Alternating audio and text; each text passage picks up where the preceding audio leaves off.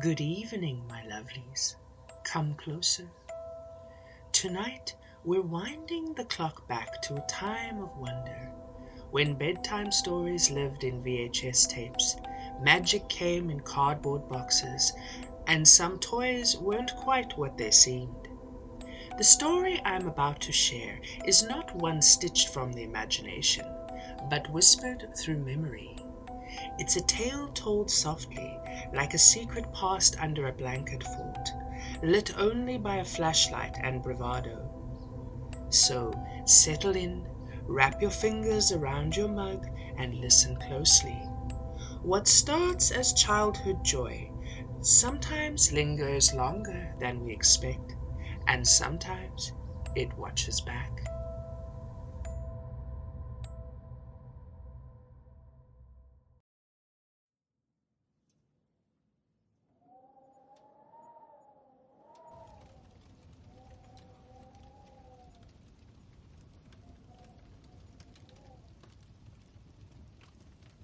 This true story comes to us from a lady named Marty.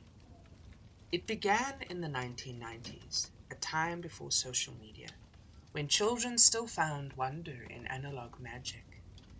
Shadow puppets, yo-yos, magic kits from toy stores that smelled of talcum and secrets. Marty was around 8 years old when she first fell in love with ventriloquism.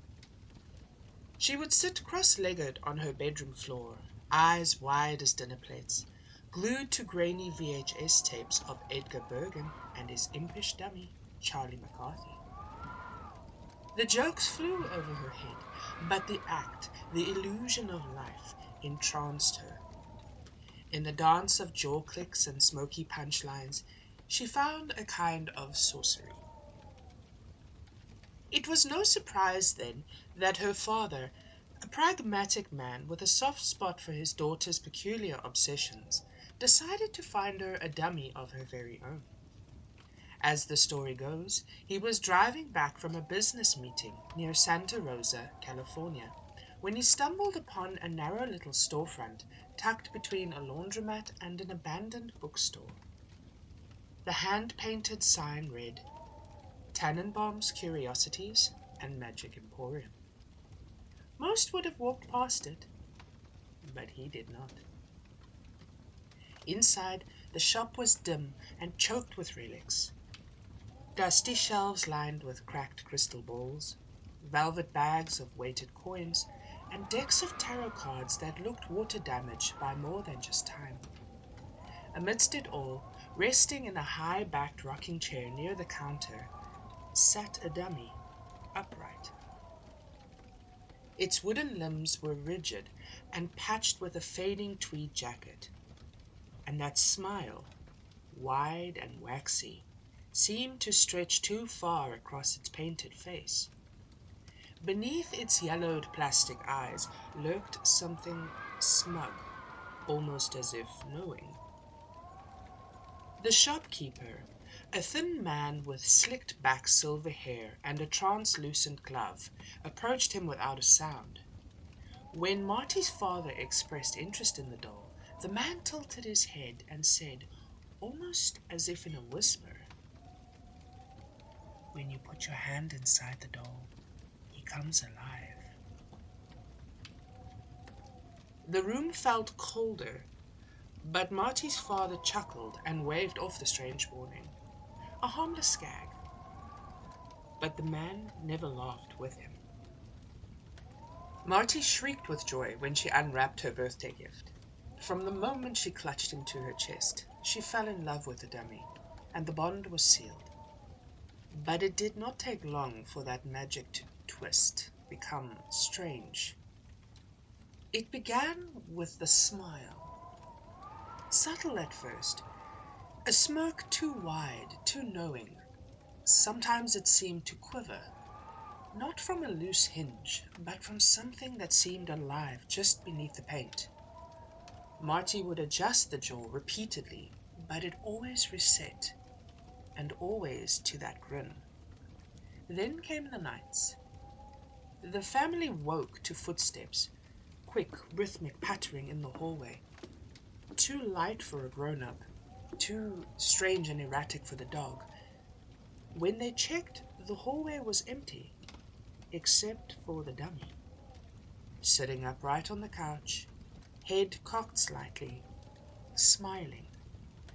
He had been locked in the linen cupboard upstairs, wrapped in cloth, hidden. More locks were added. The cupboard was reinforced, but each time he returned, and always to a place of prominence, a throne, a stage. Then began the laughter, soft giggles in the dark, childlike but cruel, and voices mimicking the family's own, calling their names from behind closed doors. Marty's uncle once heard her father's voice calling gently from the living room, but Marty and her father were away at the time. When he entered, the room was cold and empty, except for the dummy, sitting in the exact center of the couch, eyes aimed at him, its hand raised halfway, as if in mid-greeting. One night, Marty awoke to find the dummy in her room, on her desk, surrounded by her drawings and schoolbooks arranged like an audience. A single paper beside it read in crude, smeared ink, "Nice try." She had not written it. They placed the dummy in the shed, then in the garage, then sealed it in a cabinet and tied it shut. But always the dummy escaped. At the dinner table, fork in hand, by the fireplace, wrapped in Marty's favorite scarf, on the stairwell, one wooden hand resting on the banister. Her dreams turned to ash. She dreamt of the dummy whispering things she couldn't understand.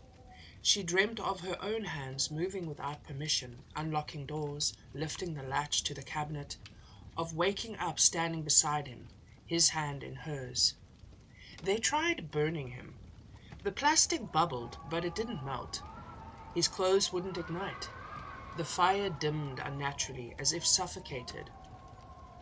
Her father stabbed the dummy once with a knife. Only once. The knife bent. Wood shouldn't do that. In frustration, they wrapped the dummy in a garbage bag, sealed it with duct tape, and tossed it in the outdoor trash bin. When the garbage collectors came the next morning, Marty felt a thin ripple of relief. That evening, her father went out to bring in the emptied bin. What he found inside stopped him cold. The dummy, still wrapped in the bag, sitting upright. Marty's dad brought it back in. He didn't speak. He just stared at it like it had insulted him. Determined to end it, they dug a deep hole in the backyard that night. Her father placed the dummy inside, standing upright, before pouring in bags of cement. They sealed it in like a tomb. Then they moved away not long after. Years passed, but they never spoke of it again. But sometimes, when Marty was alone late at night, she'd feel an old, familiar prickle run up her spine. She still felt as if it were watching her, waiting for her to come and dig it up. What if the dummy found her again?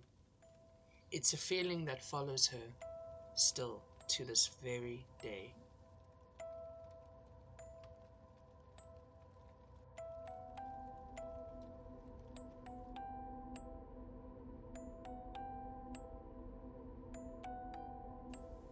Not everything we love stays harmless, and not everything that disappears stays buried. Tonight's tale leaves behind a kind of chill, one that clings to the edges of nostalgia like a fog over a familiar road. I hope you're safe and warm where you are, because stories, like the things in them, have a funny way of sticking around. This has been your Auntie Annie, and remember, my lovelies, keep a light on.